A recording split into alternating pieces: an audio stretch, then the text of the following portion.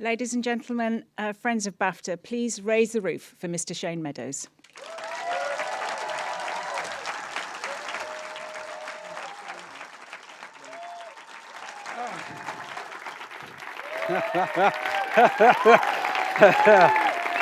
Thank you. Woo. Oh, thank you. Oh, Gordon Bennett, I'm a bit wobbly watching that. Wow. Thank you so much for turning out on this cold and frosty evening. It's an absolutely incredible. When I got the email about doing this talk, it kind of blew my head off. And obviously, I'm sure some people before me have felt like maybe they don't warrant it, but when you get that chance, it's something I wouldn't have turned down in a million years. And I've even written some bullet points down. I've never planned a speech in my life, but I've got some bits semi-improvised. Obviously, I want to thank the David Lean Foundation and BAFTA for putting the event on and going above and beyond. Abby put this incredible scene together and all the things you saw on screen, and Dan put the trailer together, and everyone on the team has been so helpful getting me and my crew down here, and it's so much appreciated, so thank you very much. Right, get the that really wobbled me, that, Dan, you pig. So what I was hoping to do is, because obviously myself and Miranda are going to have a chat, and what I really wanted to take the opportunity to talk about by myself in a semi-improvised fashion was to talk about how I got started, because I think if there's young filmmakers, or not young, any filmmakers in the audience or that get to see this, I kind of want to talk about the period at which I feel like the work would benefit those people the most, the work that got me started and how I got started in the business. I remember coming to watch Scorsese's a few years ago, and obviously the thing that I took most from that was from his early work, and the inspiration of Mean Streets was huge to me, because everyone was going on about Goodfellas and talking about these epic films he'd made, but Mean Streets was about people he'd kind of grown up with and people he'd seen rather than these big gangsters. And I took much more from seeing his work, thinking I could maybe aim there, never get to Goodfellas, but maybe with something like Small Time, I could one day arrive at Mean Streets. So I'd love to talk about that first year when I made shorts, and how I kind of learnt to make shorts in a slightly unconventional way, and get up to the first feature film. And then afterwards, myself and Miranda sit down in my mum's front room and talk about the later work, and then obviously give a chance to speak to people to ask questions. So I have to begin, really.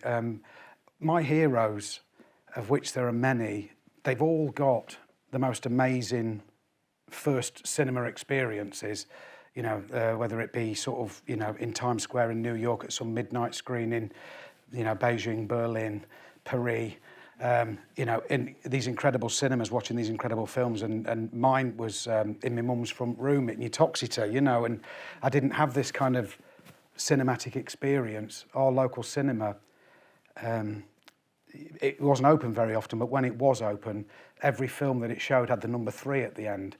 So Police Academy 3, Mad Max 3, Jaws 3D.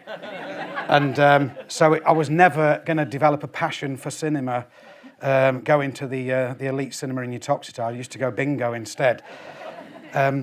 So what first started out, the first time I can remember connecting with film would be on a Saturday or a Sunday afternoon when it was raining, and you wouldn't go out with your mates, and you'd be sort of sat inside, and a film would come on, like an epic war film, something, maybe something from one of the greats like David Lean, Hitchcock, Michael Powell, watching those come on the TV screen on this television no bigger than that little fella over there, and then I watch films and be kind of moved by films, but in a sort of escapist way. There was always this real joy of me and my mum sitting in together with a packet of salt and vinegar chipsticks, watching a film for a few hours together.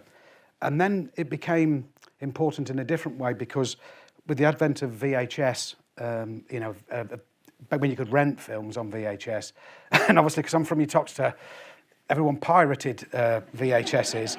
There was a Hell's Angel friend of my dad called Chris, who had the biggest pirate collection you've ever seen, and he had a secret department for westerns, and only very select people were allowed to look in that room. And he was good friends with my dad, and my dad's a huge fan of Westerns. And I think that was the first time I fell in love with film, was watching Westerns. Sorry, with my dad. And because he worked away a lot. And fucking hell, Shane, come on, baby. Sorry, I'll move on from this quickly. But yeah, so I watched him with my dad, and we would watch these films.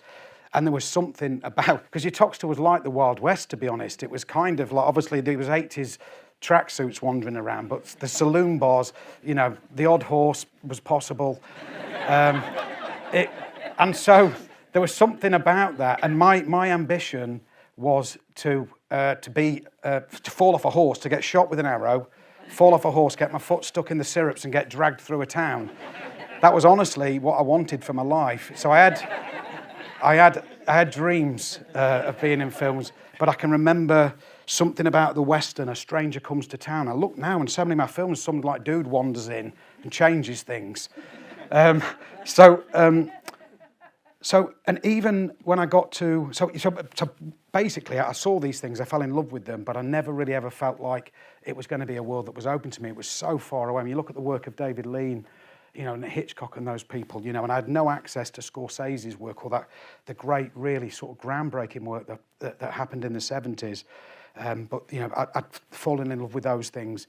And then I was very lucky to be, you know, brought up in the 80s where some incredible films were shown and series were shown on TV with the advent of Channel 4 and obviously with BBC and ITV.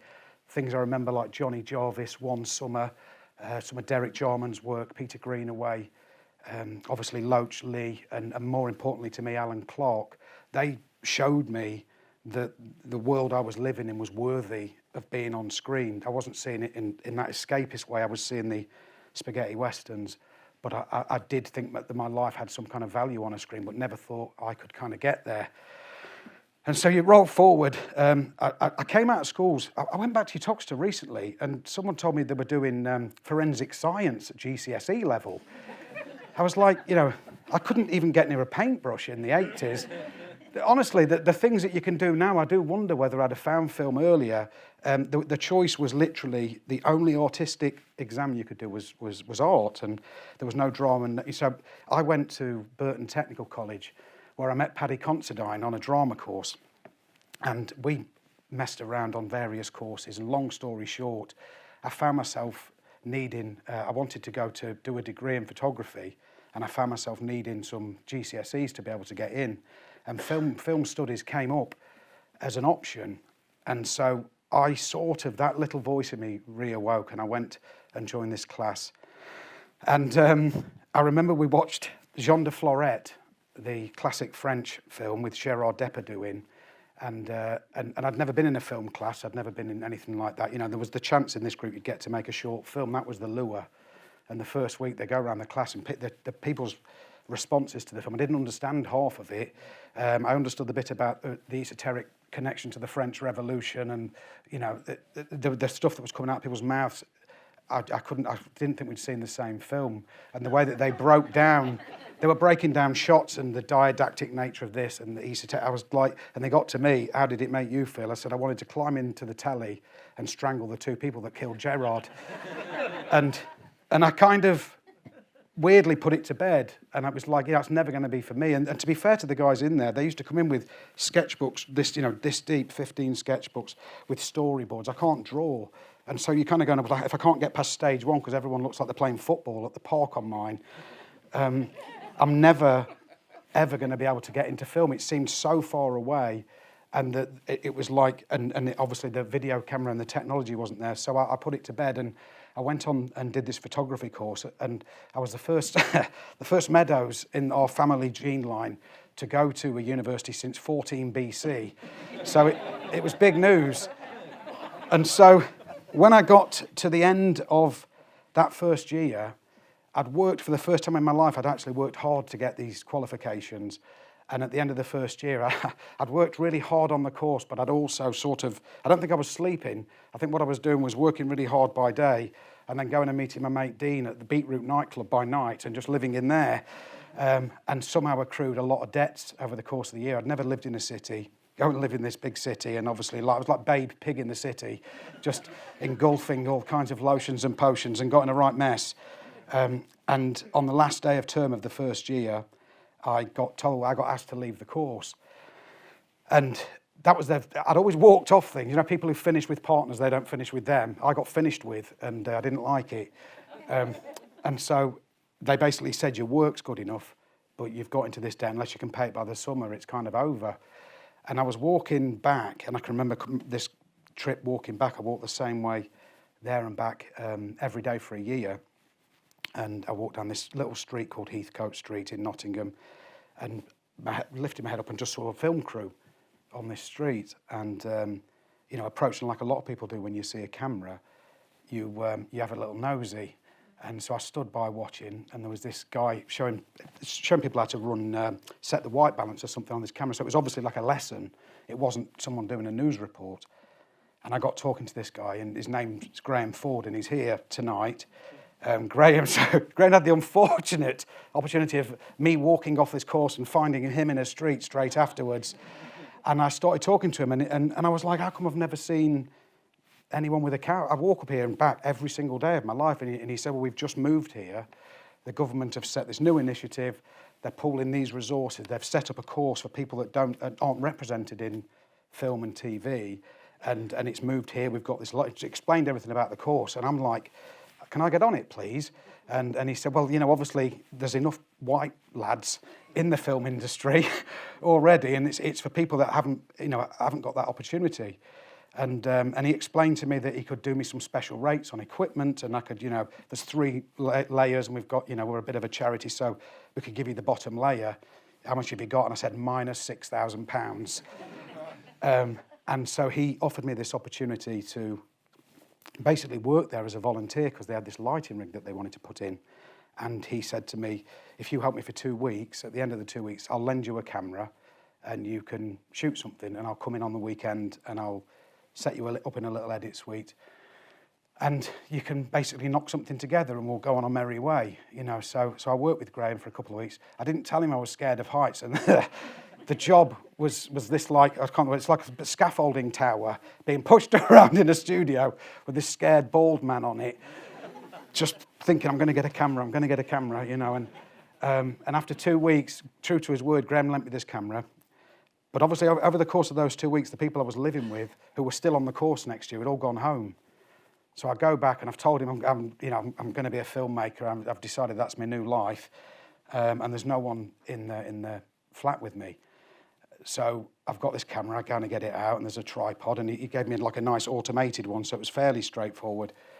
And I thought, what the heck am I going to do? I'm on my own. And so I decided to make this film basically where I played all the characters and set the camera up. Now, by complete accident, you obviously start to learn things because you're having to actually think about the process of it. So I went into that film lesson, the Jean de Florette one, but apart from that, I'd never really, and Graham didn't tell me what to do. He just enabled me with this equipment. And so anyway, so I shoot this crazy thing on my own where I'm in the flat and walking around and trying to come up with little shots. And it was pretty bad. But Graham taught me to edit over a couple of days. And he basically watched what I'd put together. And I think he saw something in it. And it's like, have you done this before? And I was like, well, no, I haven't. Yeah, it's my first time kind of doing it. And he said, it's pretty awful, but you've got a knack for editing and this, that, and I was kind of going, why does that bit look really weird where I'm talking to myself, but I'm like, one of me's looking up there and then the other version of me's looking down there. And he's like, well, that's an eye line, you know. And he started explaining the technical side of filmmaking just a little bit, just enough to learn for the next time. And then he came up with this. I think there was enough in there that he said to me, look, I'll make you a deal. I'll give you a year as my volunteer because I'm a bit overrun here. We've got all of this new thing kicking off. I'll give you a year to work for me. And if you work hard once a month, I'll lend you a camera and you can make a film. And at the end of that year, you could have 12 films. And if you haven't got a good one by then, you're in trouble. And so this relationship started, and I started working. And piece by piece, the second one I made, no one was back from uni yet. So I did that first one was called Where's the Money, Ronnie 1. And then the second one was called Where's the Money, Ronnie 2. And that had me in it again a lot, but I suddenly got wigs and moustaches and little hats. So the character changes in the first one. I'd have the same shirt on. I just have like a motorbike helmet on my head in the second one. So they were rubbish. But I learnt from the first one to the second one a bit about eye lines, how to set up the camera. Slightly, I was making a mistake, moving forward, and then actually correcting that mistake on the next one. And then my friends come back from their summer holidays in Oxford and wherever they'd been, Dubai and all these wonderful places. And I showed them these rubbish 2 films. And they sort of half liked them and wanted to be in the next one. So then the third film I made, so you get to September, they're back. And in September, we're making the first film I've made with a cast. And they're all friends off the course. And that was called The Datsun Connection and was about a farmer from Uttoxeter tracking down a man that's going around stealing underpants off washing lines. Told in a kind of 70s cop style. Quite a sort of niche market. And then what started to happen was, from film to film, I was led by the accidents that were unfolding in front of me. And so, and this is, to say to people, anyone out there, because within the first 3 or 4 months, I did reach out to a few local funding bodies. And because I was no good at form filling, any idea that, you imagine, I get it with the Datsun Connection, obviously, that's not a good pitch. And I get why they threw me out of that one. But fundamentally, this concept that I was making steadily by being enabled, I'd been allowed to make these little mistakes. But from each mistake I was kind of learning, and I would show it to Graham and show it to people and revealing it to the audience. And being allowed to make those mistakes was the best thing that ever happened to me. And, even now, I know so many young filmmakers kicking off, starting out, who are in these endless development cycles, trying to get shorts off the ground, and they start off with a DOP they've maybe been working with on 3 or 4 films that they've been doing at home, and they get told, well, you can't use that DOP, you can't use your friend as a producer, you can't, and they get literally, before they've even made their first funded short, they get whittled down to nothing. And so I wasn't doing it on purpose, but by the fact that I've been given this opportunity by Graham to almost, a bit like you hear these stories about the BBC in the 60s and 70s where people were just sneaking off with cameras and making things. It was like that for me. And the reason I've ended up loving working with people with no experience the most is because I kind of realised that because I can't act, I wanted to be an actor. You imagine being on a drama course and Paddy Considine's on it. In Burton, I mean, it's like I didn't even get to dream for a day. He just kind of comes in, improvises. It's like Al Pacino rolls into Burton-on-Trent. Honestly, it was just really annoying. I was like, well, what am I going to do? And I went and did a band, and then I met Gavin Clark. It's like, frigging hell. What's Shane going to do? But because the thing I found out that I'd love to pass on to anyone out there that wants to do things is this idea of, I realised I could act. I'm not a good actor, but I was a lot better when I wasn't scared and I wasn't nervous, and that film sets are incredibly scary places and make people incredibly nervous. And so because I was sat in this room on my own and all that was on telly was Wimbledon and I don't think who I wanted had got through, so I was making this film on my own, I was able to do the stupid shit you can do by yourself at home. I sort of realised that if I could make other people feel like that, other actors feel as comfortable as I'd felt, that they could act. And every single time someone came through the door, and these weren't people with acting ambitions, they were friends on a real wide range of courses at uni who were coming in and knocking it out the park. And so you realise the problem, there's all of us are capable of acting, but are we all capable of acting with a big fat 35mm camera in your face, a guy with a boom going, go again, land on that, do this, and it's, so that's what I started to learn, is I started to actually realise that confidence was everything, and that no or it's wrong is not actually possible. When we do anything on ours, I mean, there's the odd real bogey one, but generally, if people are trying for you and they're taking risks, there's no wrong. It's just, well, that was amazing. Can we try it? Let's try one where we do this, and let's try one where we do that. So, and I think because I'd been forced to do it by myself, I stumbled across this happy accident that people are capable of far greater things if they aren't scared. And so from one of the guys, I'm living on this road in Nottingham, in this little borough, Snenton, and people start moving in. It's this really weird time, and everyone that moves in's either been in an acting school or wants it. And a lady up the road moved in, who'd been in this local acting workshop, and she was 8.5 months pregnant, just about to give birth to her second child, and her husband came. We were short on numbers for the Datsun connection. He came down, and then the next month when I got the camera, the baby was here. So I went up and made a documentary at the house, and it was whatever unfolded at the time. And so you roll forward to, I don't know, 5 or 6 months in, and each time I'm making these films, I'm saying to Graham, I want to send this one into a competition. He's going, that's not good enough. That's not ready. That's nearly there, but a bit too stupid, you know. But having that somebody strong behind you, and also, you know, not making sure that I was also doing the work I was meant to be doing. And after about 6 months of making these films, I decided it was time for the big 3, and we got Where's the Money Ronnie back out. But with this cast of people, we built up this little unusual film company, and with everything that I'd kind of learnt, I said to Graham, because high-8 cameras are kind of cool, but the quality isn't that great. I said, look, there's these interviews I want to do, and Where's the Money Ronnie? And he lent me a much better camera to do these studio shots. Going to get some water, the old mouth's dry, you know. So we shot Where's the Money Ronnie. I say we shot Where's the Money Ronnie. I started shooting Where's the Money Ronnie, and I was halfway through filming the outside, the street stuff, and I went round to the shop. I was living on these 5 packs of noodles for £1, and I'd put pineapple chunks, sweet corn and peanut butter in them, and would make a wonderful satay-type dish. I was fairly peckish. I went off forgetting that the camera was in the front room on a tripod right by the window, and Snenton's a really lively place. I'm only gone buying these noodles for about 34 seconds, and I come back and the door's off its hinges and the camera's gone. And so, that's a great woo. Yeah, he's up there. No, he's behind me. Graham's equipment was literally like you were borrowing it from like one of his great-grandparents. It was like a family. His equipment still to this day still works from that place. Students who borrowed it never dared break it. So I think he had 1 camera dropped in the entire time Intermedia was open, and I've had 1 stolen.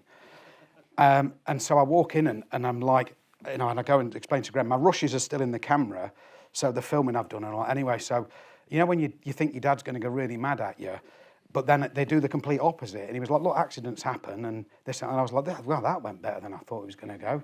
And he gave me a camera straight away. And he said, but don't leave the house and leave it in the don't leave it without the camera in your hand. And so I was taking it to bed with me, and then I think I got lazy and didn't bring it up the stairs. And the night I didn't bring it up the stairs, it went. They broke into the house quietly this time with a credit card in the lock, took the TV, the video player, my copy of Mean Streets.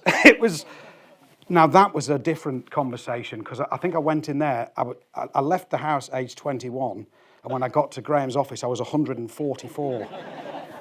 It was, and that was the point at which, you know, where someone is well within their rights to kind of bail on you. It was around the time I'd been done for pinching the breast pump, so everyone else that was working at Intermedia was saying, no one has 2 pinched, that dude's dodgy, he's sold a camera, he's obviously iffy. And, you know, and I know these conversations were kind of going on. And I'd shot the film twice, and it was that someone had got that in their house. You know, someone somewhere's got Where's the Money Ronnie 3 twice. And he lent me another camera against everyone's wishes. He didn't only not fire me, he lent me this 3rd camera, but there was a few restrictions. It was like, you know, where people go to London in Minder, where they've got a handcuff on a suitcase. There was like a Graham on me all the time. And he was having to come out of his house on a Sunday to collect things, but he got me to the end of it. And when I showed him the cut of it, the most beautiful thing came out. He said, that's the one that you send in. That's ready. And, you know, and it'd been, and that's such a thing, because every film you ever make that's horrendous or horrific or has the worst experiences tend to have a chance to sort of do okay at the box office, because it was so hard for some reason. And so there was a competition on the wall, £5,000 top prize, seemed too good to be true, sent it in, and it was like, you know, we'd sent it out to the universe, put the number of Intermedia on it, and waited, and nothing kind of came back. And anyway, so sort of long story short, I didn't hear back from the film competition, and I sort of looked back and I thought, what I've done there is I've kind of I really put some effort into Where's the Money, Ronnie. I use the others almost like artists' sketchbooks. Rather than thinking of short films of I've got to have a calling card, I need them to be financed. The idea that we were kind of using them like an artist would have a sketchbook and I'd draw the apple in that light and that's a rubbish one. And then I'd found something. So I sort of set about again going on this next journey for the remaining 3 or 4 months that I had, and came across a character that I'd grown up knowing, a bare knuckle fighter from Uttoxeter called Bartley Gorman. And I was making some crazy stuff with my friends as well. But I went and did a little short with Bartley and built a bit of confidence with him doing this documentary. And I went back for the second time and made this one in black and white that was a bit better and it had a bit more character.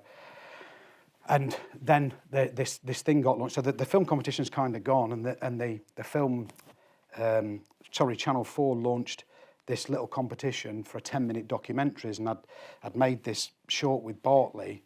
And I was trying to fill in the application form and everything. Anyway, so in the end, rather than filling in an application form, because I wasn't good at putting myself on paper, we took the pilot instead of the application form to Channel 4 and showed it to them, and they commissioned it on the day in the room, based on the fact that, so if I'd had to write about it, there was no chance on earth I was going to ever get that commission.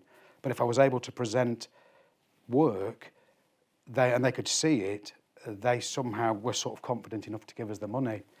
And so at the same time, so Graham told me about this amazing new camera that had come out. They were still shooting Doctor Who on this up until about 5 or 6 years ago. I think this Digibeta launched, and we had enough money to actually use a proper camera for the first time. And it was what was beautiful about having your first commission is that it's about a character from where I grew up. My mum did the catering, and we lived with this incredible character for a week shooting, and I got to work with Graham for the first time.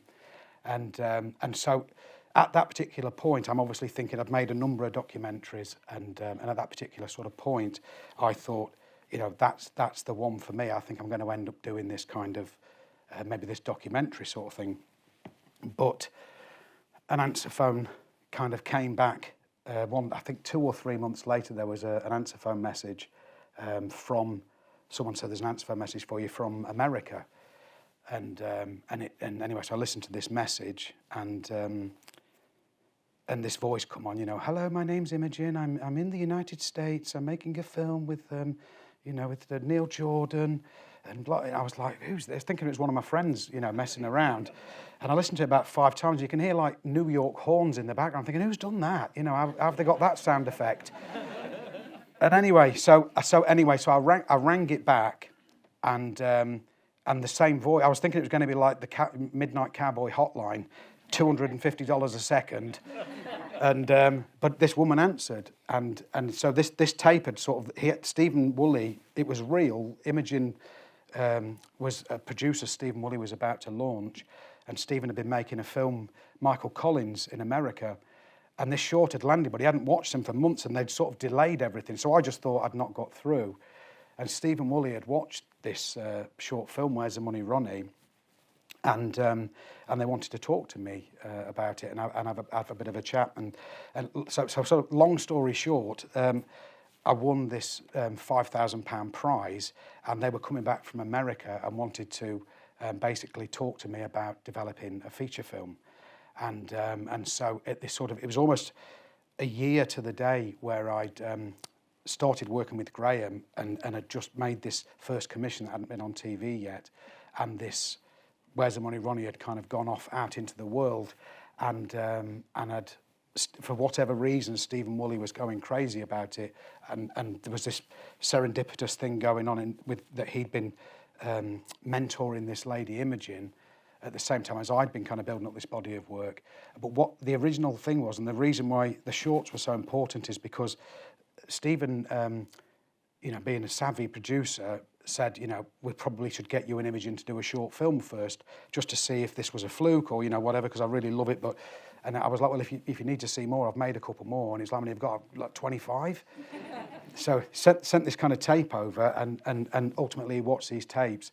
And if that first year had been doing a degree, the next year of my life was like doing a kind of master's and a PhD in a year.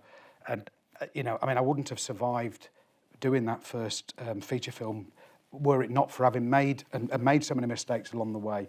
But the leap from making films where you literally, the cost of the tape is the budget, into a 35 mil project is absolutely gigantic. And I'd be lying if I said I did, sort of really well at it. I almost had to start learning on the job again at that point. And so this idea of I'm pushing the sketchbook thing really massively, but what's really wonderful about the fact if people can see you in what you've made, then there's you that they want to protect. So when you've got Stephen Woolley and Imogen, the first-time producer, and you've showed them this body stuff, a load of it's all awful, but why on earth would they, so I'm going to them and going, why don't we do something with Frank Spencer? Let's say I'll make a feature film about anything, and just to get a camera in my hand. And they were going, no, you need to come up with a story. These seem to be about you or your mates or about your mates now or where you grew up. You have to tell something about that. And that came from them watching this crazy tape. And they say, so I start to say, well, feature film idea-wise, I think a lot about this time. I was in a football club with my best mate, Paul Fraser, and it was like the worst football club in the world. It was called Oasis FC. We got thrown out of all the leagues. We ended up having to play lifers in prisons. No one else would play us. And Stephen said, look, I'll stop you there. Football films just aren't great. Is there a sort of another sport it could be now? I said, well, obviously Raging Bull's one of my favourite films of all time. I said, I absolutely adore Raging Bull, and I was in a boxing club that got closed down. I said, but the character who ran our football team was so unique. He was, he obviously, I know now, obviously years later, he was probably suffering with quite severe mental health issues. But he had this belief in this crazy football club that took loads of criminals who were smoking on the pitch and smoking all kinds of things. And it failed really miserably, but there was a really beautiful man in there. And it was through working with a brilliant producer, an executive producer in Stephen Woolley, that they kind of could see that there was enough of me and me caring in there, and there was enough of a cinematic story to try and sell to somebody. So the question came up then, have you written a script? And I said, literally everything you've seen of mine, I've never written a word. And I think for small time, I wrote like a pretend script or something. But I had never written one. They said, well, look, we're not... They showed me the truth, the reality of getting into the film business. I was very lucky to get that leap, but at the same time, I wasn't going to be able to work how I'm working now. That's taken 20 years to be able to get to the point where you can improvise as freely.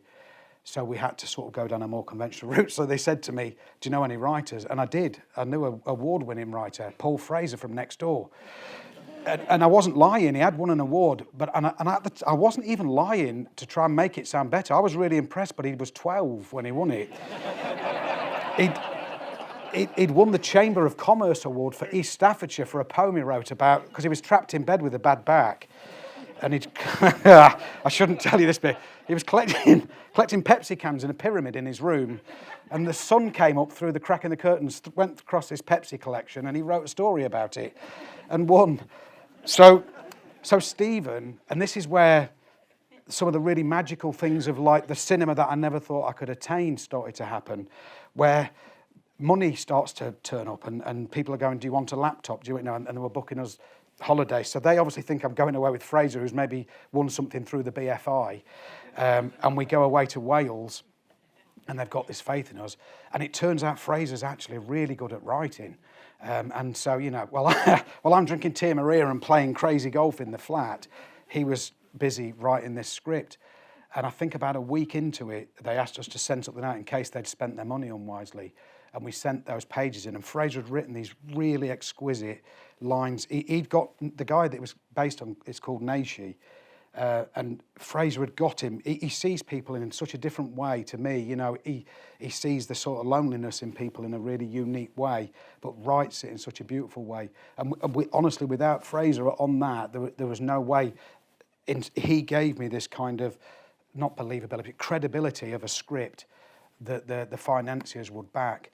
And then through Stephen and Imogen having faith in that script, and me sort of say, it's a big ask for a debut director to get to make their film in black and white, but that's again where you end up with a producer that maybe believes in you and is backing you and has a bit of sway. As Stephen said, look, for us to get to make it in black and white, I know you want to work with all your mates, but you're going to have to find a star. If you want it black and white, star. If you want it colour, maybe not star. And he was really honest with me and explained the reality of it. And he said, well, it does.